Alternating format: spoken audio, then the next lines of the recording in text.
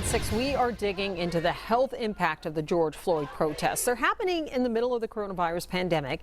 And Allegheny County Executive Rich Fitzgerald had this to say about the protests just a couple of hours ago.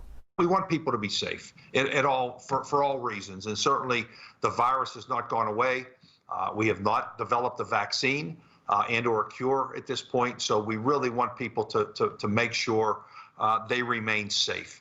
New at 6, Channel 11's Aaron Martin spoke with a doctor about the risks of protesting during a pandemic.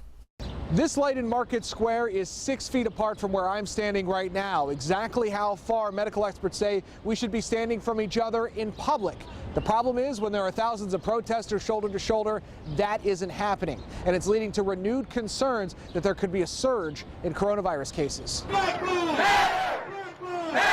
Pittsburgh protesters have been making their voices heard in the name of justice for George Floyd. Small groups have turned some of these demonstrations violent, but it's what we're not seeing, coronavirus, that's concerning to Allegheny Health Network internal medicine specialist Dr. Brian Lamb. We've been doing very well in Allegheny County with getting a handle on the curve. And so it's a little alarming to think that what could possibly happen in the next several weeks. The first major protest in Pittsburgh took place on Saturday, May 30th. Doctors say it usually takes 4 to 5 days for someone who contracts coronavirus to show symptoms, meaning if a protester was exposed on Saturday, today would likely be the first day they're symptomatic.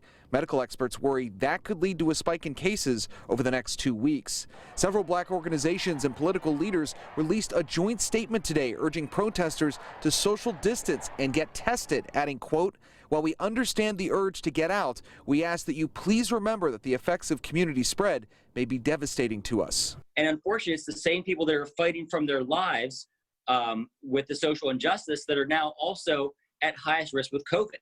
The good news is hospitals in Western Pennsylvania say they are prepared in case there is a surge in cases when it comes to hospital beds as well as ventilators, something that could make a major difference if that surge does indeed occur.